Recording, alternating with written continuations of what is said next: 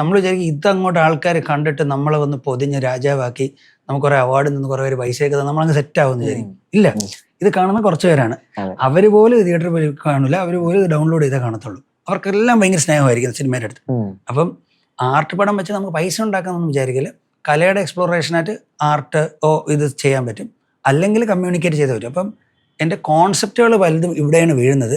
പക്ഷേ എനിക്ക് ഇങ്ങനെ ചെയ്യാൻ പറ്റും. ഞാൻ അതിന് മാക്സിമം ആൾക്കാർക്ക് മനസ്സിലാവുന്നിടത്തോളം മനസ്സിലാവുന്ന രീതിയിൽ പാക്ക് ചെയ്താണ് പോകുന്നത്. അപ്പോൾ റിവ്യൂവേഴ്സൊക്കെ ആർട്ട് ആൻഡ് കമേഴ്ഷ്യൽ എന്നൊക്കെ പറയും. അപ്പോൾ ഞാൻ ഇത് കമ്മ്യൂണിക്കേറ്റ് ചെയ്യാൻ ശ്രമിക്കുകയാണ് എൻ്റെ മനസ്സിലെ ആബ്സ്ട്രാക്ട് ആയിട്ടുള്ള ചിന്തകൾ എന്നുള്ളതാണ്.